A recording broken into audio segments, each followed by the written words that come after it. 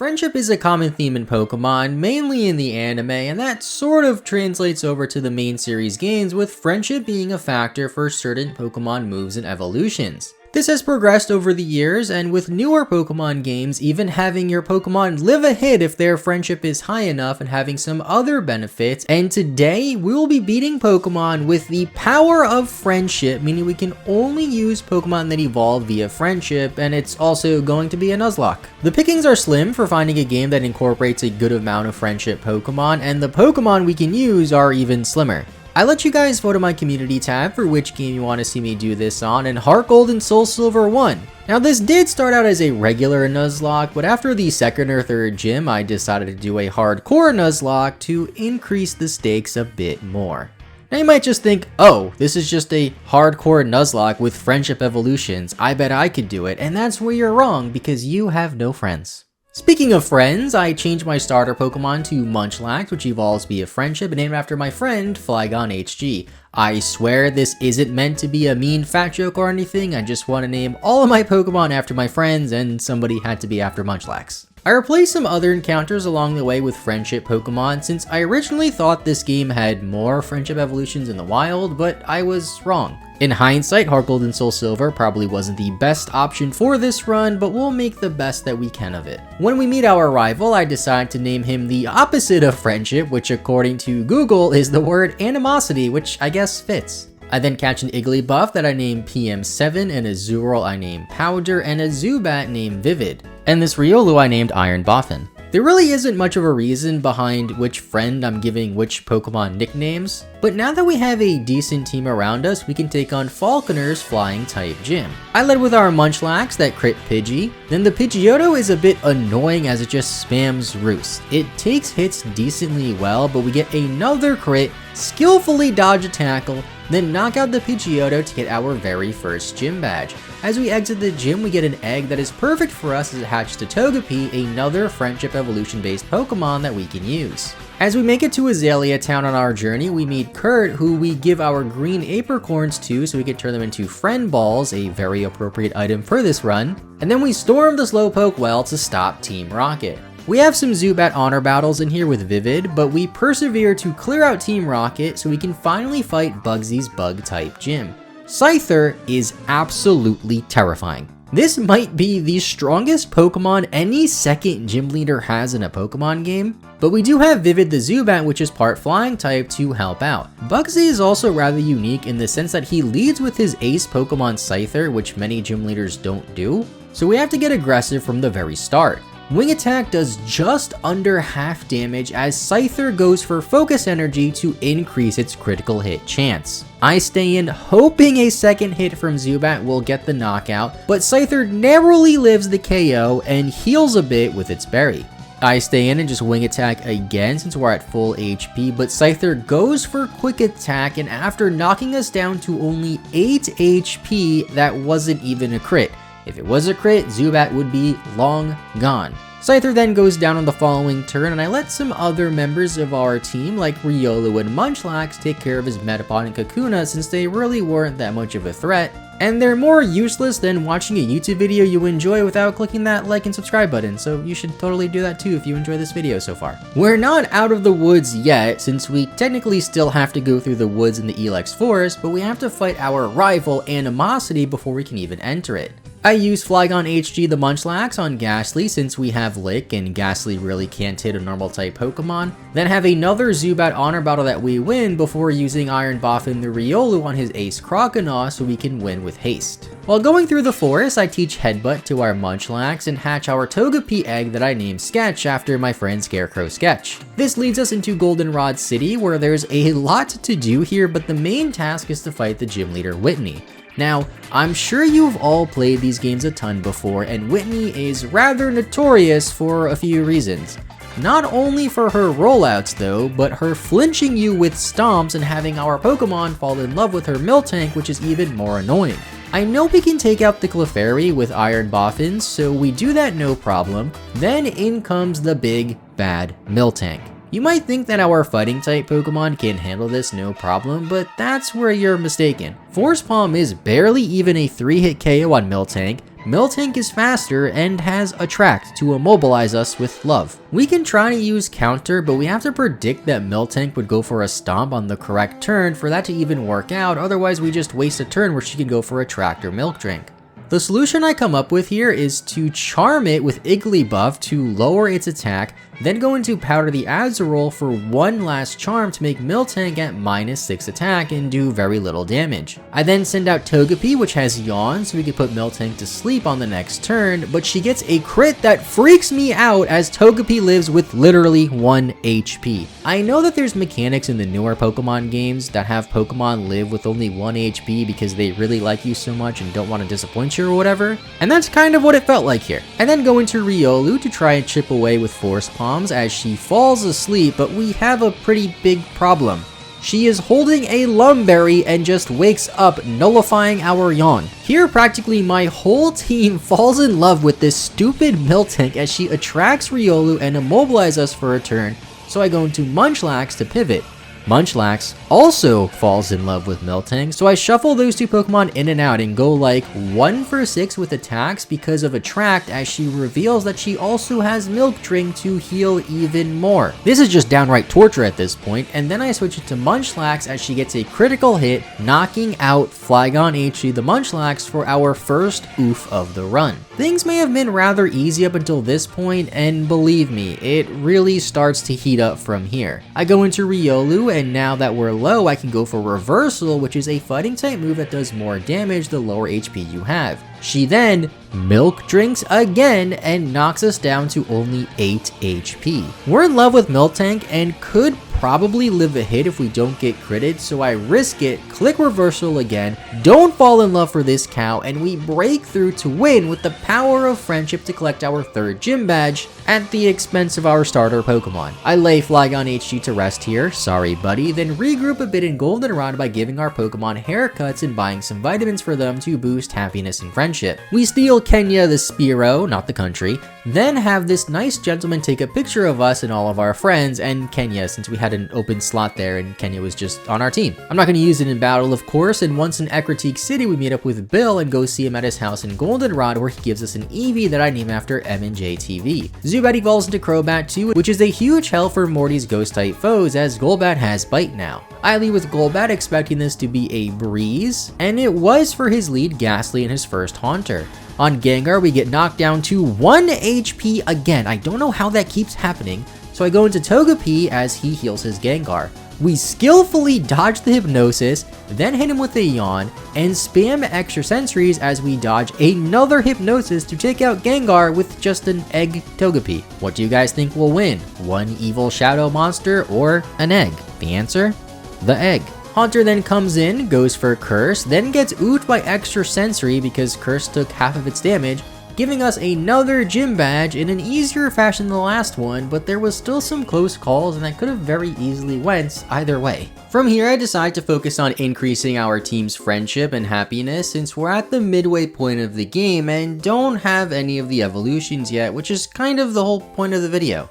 I give Riolu a haircut from the older haircutting brother in Goldenrod, run around for a bit, and bam! Riolu evolves into Lucario. This is a major upgrade for the team, but I also decided to run around with Azurill a bit, since having a decent water type going forward will be great for Jasmine's gym, especially her Steelix, and later on in the Elite Four. It evolves into Marill, then I level it up once more to get an Azumarill. Azumarill in this game isn't nearly as good as it is in newer Pokemon games, but it'll still do. On the way to Olivine, we get lucky too as Eevee evolves into Espeon, one of my favorite evolutions, Golbat evolves into Crobat, and Igglybuff also evolves into Jigglypuff, then Togepi evolves into Togetic. I didn't really expect them to all evolve at the same time, but now all of our Pokemon are evolved. Having 2 flying type Pokemon and a psychic type makes me feel really good about Chuck's gym with his fighting type foes. We make a quick stop in Olivine to go up the lighthouse and see the Ampharos, then we head over to Mahogany Town to fight Morty and progress the story, of course. I led with Vivid the Crobat, of course, as it's our best offensive option for this gym.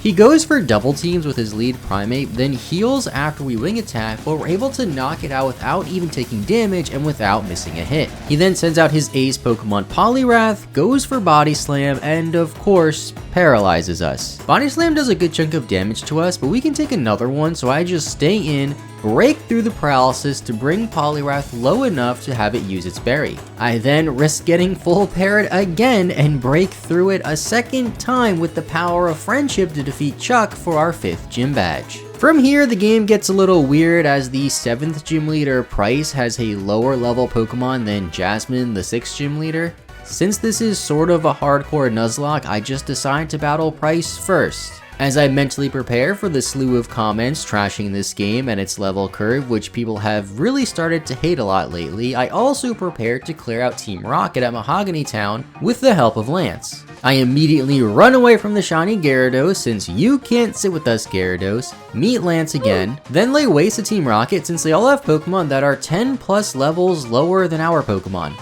Now for Price. Things get a little icy here, slippery even.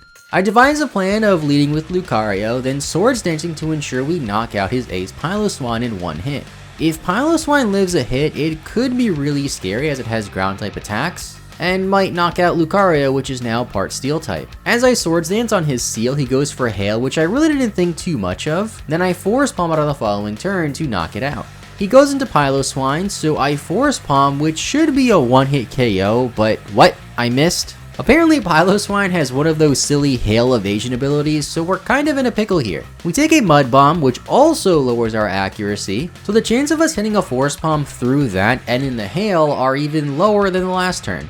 For once, instead of just risking it, I switch into a Azumarill to surf it as we take a critical hit. Had I stayed in with Lucario and that still got a crit, we probably would have gotten oofed. The hail goes away and then Piloswine sets up the hail again, but we land Surf as Price heals. I Surf again, take a hit, then risk another Surf to persevere for the knockout on Piloswine. Last up is his Dugong, which really wasn't too much of a threat, but it was a little bit annoying to deal with since our Lucario was at low HP and couldn't just come in. I resort to just going into Espeon and spamming Sand Attacks and Tail Whips, so now we can just go for quick attacks and do decent damage on the resisted Dugong, and give him a taste of his own medicine with the Sand Attack so now he can miss some attacks. With the defense so low, I go into Jigglypuff to take it out with Slam for our 7th, or rather 6th, gym badge. Since we had some close calls recently, on the way back to fight Jasmine, I catch a Baniri that I named Purple Cliff, being our only reserve option in the PC in case we lose a Pokemon. For Jasmine, I have a similar plan with Lucario going for Swords Dances, but she Thunder Waves us with her lead Magnemite, meaning by the time the Steelix comes out, we might not be able to take it out if we get full parried. I did teach Lucario Drain Punch now though, so we do heal every time we attack, and we're able to take out her lead Magnemite. The second Magnemite supersonics us, and even though we're paralyzed, I risk it again, common theme here, but this time we do get punished because Lucario hits itself in confusion and takes a lot of damage since we're +2 attack. I switch into Sketch the Togetic here, and Thunderbolt does way more than I thought, so we have to switch again.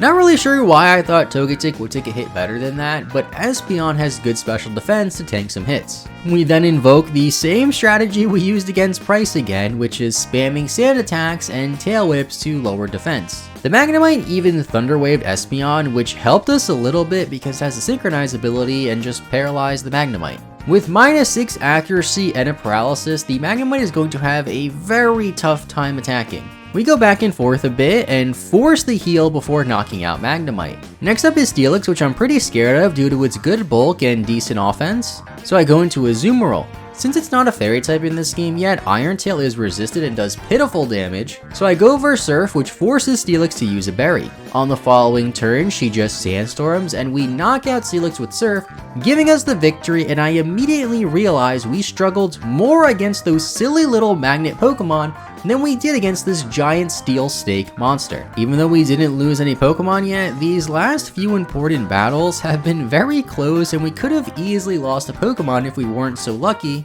even though I was rather careless in some instances. We have a break from the gyms now since Team Rocket took over the radio tower in Goldenrod and our job is to stop them. I head over there and take a quick detour to find a Moonstone in the ruins of Owl for our Jigglypuff and get some coins to redeem some useful TMs like Ice Beam and Thunderbolt for Wigglytuff.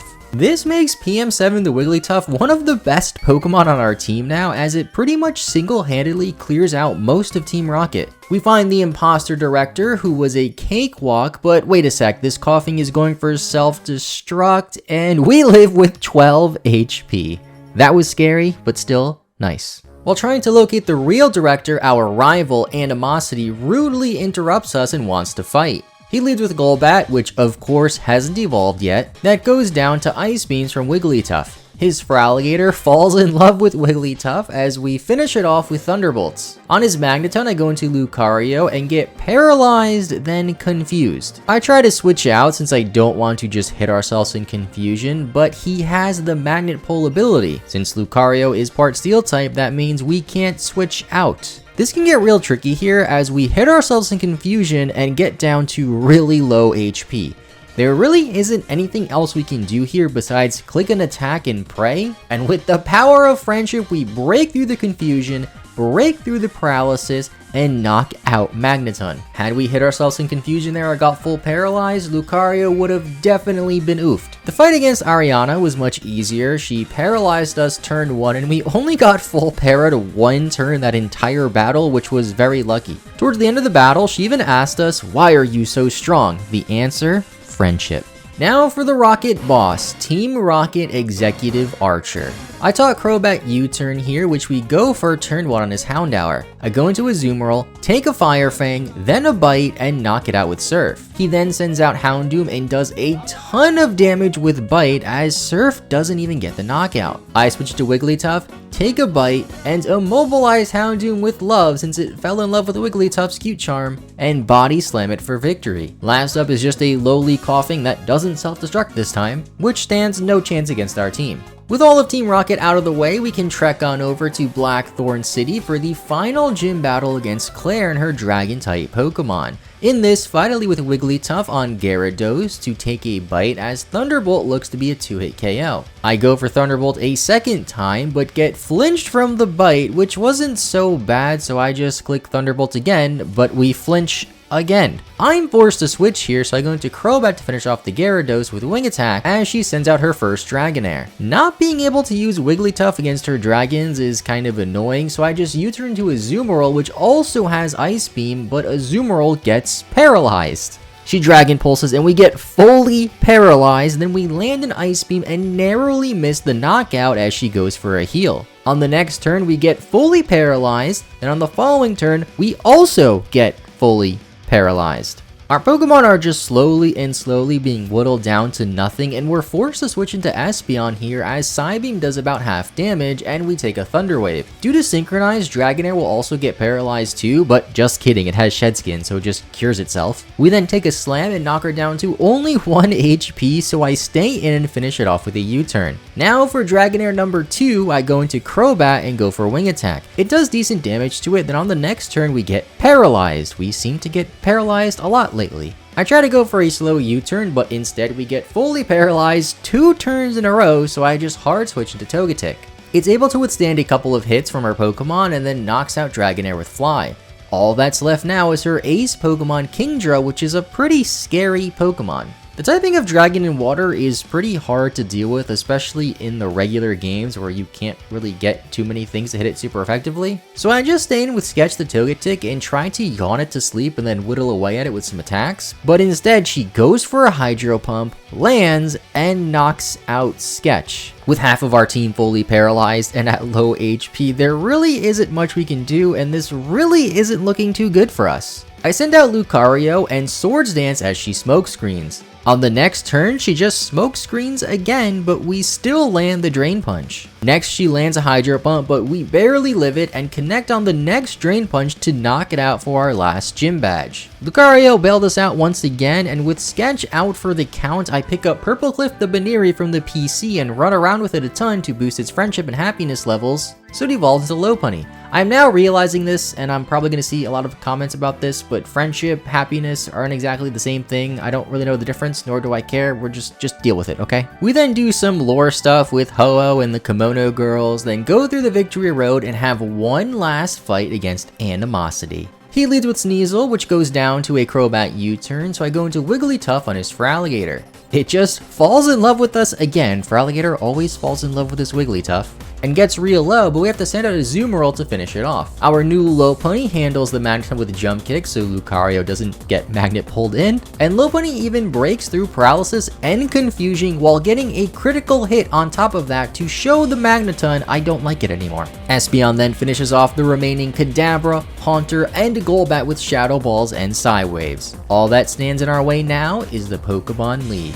Now, I personally don't really know how to deal with level caps when it comes to Elite Four and Pokemon games. Do you go to the champion? Do you go to a happy median? The champion has level 50s, so I just go to about 45, 46 for the time being. With only 2 oofs in the entire run too, I feel pretty confident since my hardcore runs usually have way more oofs than now, or I just lose by now. I head right into the Elite Four to fight Will as the doors close behind us, meaning we can only go forward from now on. For Will's Psychic type team, I lead with Espeon, which has Shadow Ball. We get a critical hit on the lead Xatu to knock it out, then on Xatu 2 I go for Shadow Ball 2 and knock it out in 2 hits. 2. Executor comes in and we Shadow Ball it into the red, then take a ton of damage from Egg Bomb that activates our Citrus Berry. He heals, but we're still able to take out the Executor without taking another hit. He then sends out Jinx and Lovely Kisses us, so we're forced to switch to Wigglytuff to Flamethrower it. He then sends out Slowbro, and I sing it to sleep since I really don't want to deal with Slowbro, and then I go for some Thunderbolts. It lives 2 hits and wakes up, knocking us down to only 5 HP. I switch into a Azumarill and spam Strengths as he cures for some reason, giving us the victory. Next up is Koga, and his team is really weak to fire, so I lead with Wigglytuff. Flamethrower takes out the Ariados, then he goes into Muck and minimizes.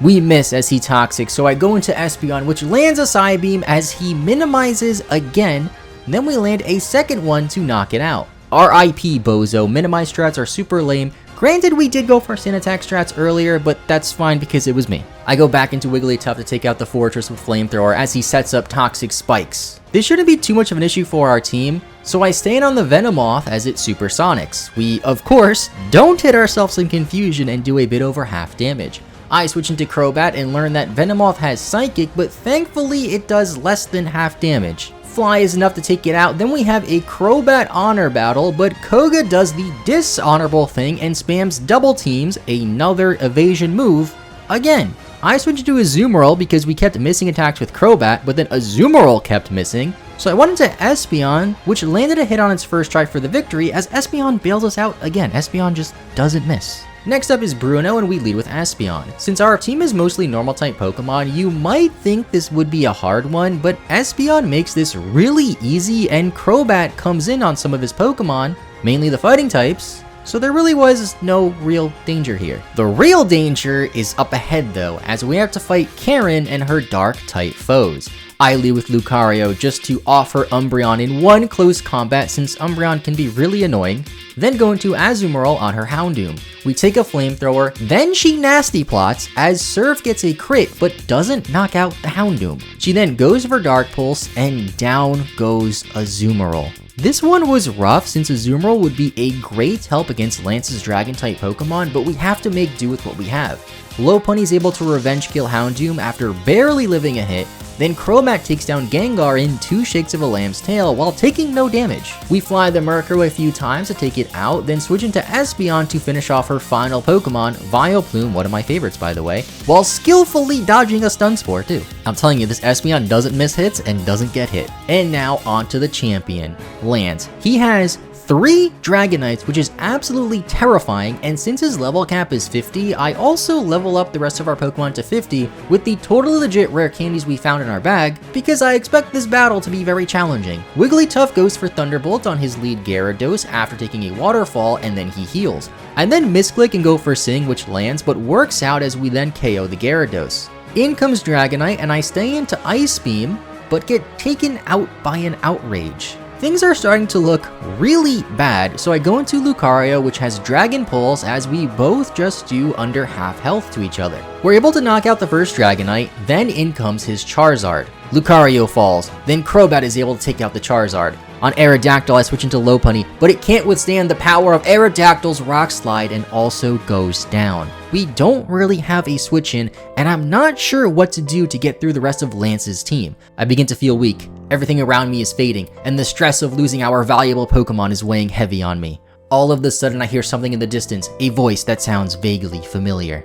You're nothing but a mere mortal. Take your Pokemon away from you and what are you? Nothing! Nothing at all! You weren't meant for this world, PaPaSea. You've lost. Everything goes to black and the voice fades away. I look up and see a light shining down on us, thinking, is this the end? The light comes closer and begins to get clearer, and through it I see our Pokemon, no, our friends that have made this journey possible. Suddenly they start getting farther away, the light fades, and that wicked voice comes back. Looks like this is your end. See? No, not yet. All of my Pokemon that we've lost along the way appear before me with determined expressions across their face. With the power of friendship, our strength is restored, and our Pokemon are powered up and revived. Lance is shocked. He's never seen such raw power before.